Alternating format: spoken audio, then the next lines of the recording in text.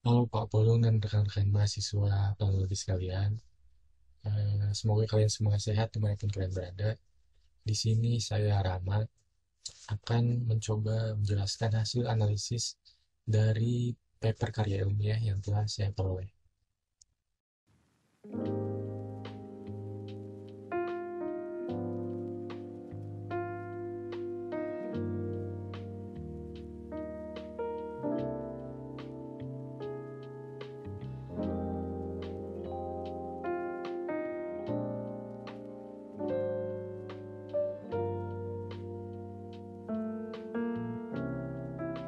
Pertama, kita perlu membahas terlebih dahulu mengenai apa itu bendungan.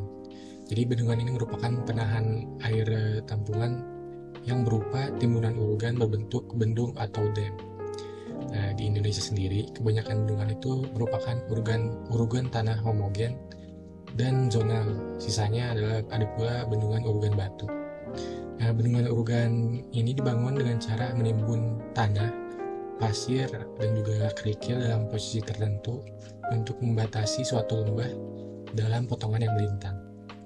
Nah, biasanya bendungan tipe urugan ini dibangun untuk menyangga sekaligus menahan air rembesan yang memperkuat bendungan tersebut dalam menampung jumlah air di dalamnya. Karena apabila rembesan air tersebut terlalu besar jumlahnya, maka akan mengakibatkan bendungan itu sendiri rawan runtuh atau rawan longsor. Nah, bendungan yang dibahas dalam paper ini adalah bendungan Batu Tegi yang terletak di Kecamatan Talang Padang, Kabupaten Tanggamus, Provinsi Lampung. Atau lebih jelasnya dapat dilihat melalui peta.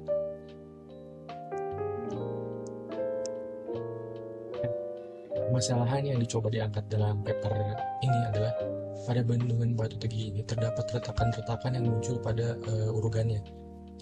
Nah, selain itu, masalah volume air dan adanya galeri atau lorong di dalam bendungan tersebut memunculkan resiko terjadinya bencana. Nah, penyelidikan dengan metode geofisika dapat membantu untuk mendapatkan gambaran awal dalam proses retakan pada urugan tanah. Nah, alat yang digunakan dalam proses ini adalah Ground Penetrating Radar atau GPR yang memiliki cara kerja yang sama dengan radar konvensional, yaitu dengan mengirim pulsa energi antara 40 sampai 4 GHz ke dalam tanah oleh antena pemancar. Lalu mengenai si pulsa tersebut mengenai suatu lapisan atau objek dengan suatu konstanta dielektrik yang berbeda. Nah, selanjutnya pulsa energi tersebut akan dipantulkan kembali dan diterima oleh antena penerima. Waktu dan besar pulsa tersebut akan direkam oleh antena penerima ini.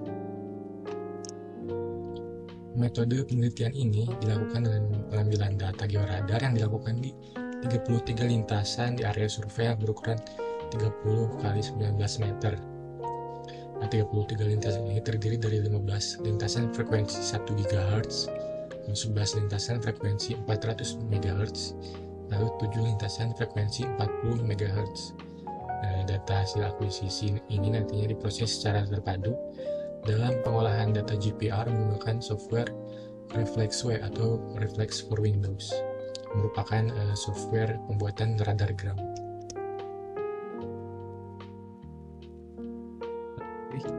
Bisa dilihat ini adalah data ke 33 lintasan yang menggunakan frekuensi antena yang berbeda-beda tadi. Nantinya setiap frekuensi ini akan menghasilkan kedalaman yang berbeda pula. Kemudian ini adalah hasil radargram dari Reflexway tadi. Dari radargram ini dapat dilihat pula pola retakan yang ada di permukaan bendungan. Warna ungu ini menandakan lapisan tanah dengan amplitudo yang kuat, sedangkan warna kuning kehijauan menandakan lapisan dengan amplitudo yang rendah. Pola retakan ditandai dengan garis hitam yang memperlihatkan adanya perbedaan amplitudo yang jelas di antara beberapa lapisan tanah yang ada di bendungan. Kemudian data-data yang sudah diperoleh tadi akan diinterpretasikan ke dalam 3D untuk mencocokkan pola dan posisi retakan dengan lintasan yang sudah dibuat. ini ada model 3 dimensinya. Hasil interpretasi tersebut menunjukkan bahwa retakan memiliki variasi kedalaman yang berbeda pula. Kejadian ini bisa disebabkan oleh pengaruh penurunan tidak seragam atau differential settlement yang mengakibatkan penurunan konsolidasi tanah di bawah timbunan sehingga menyebabkan melengkung atau turunnya permukaan atas timbunan yang hasilnya adalah retakan pada permukaan bendungan ini.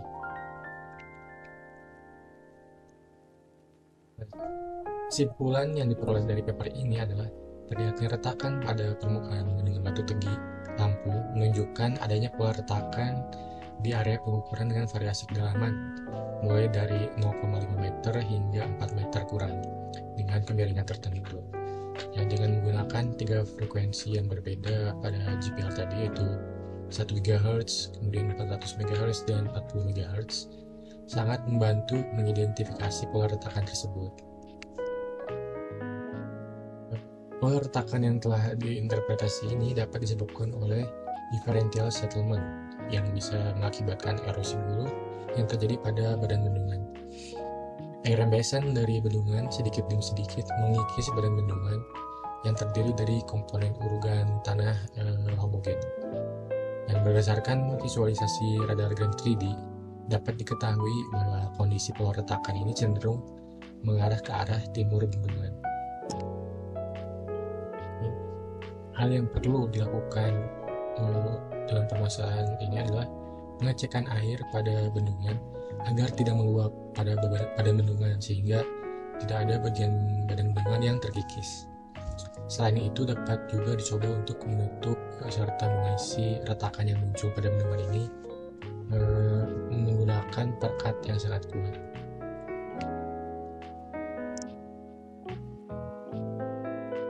Begitulah hasil analisis dari paper karya ilmiah yang telah saya peroleh. Mohon maaf apabila terdapat banyak kesalahan dan salah kata. Terima kasih atas perhatian kalian semua. Sampai jumpa lagi di video atau kesempatan lainnya.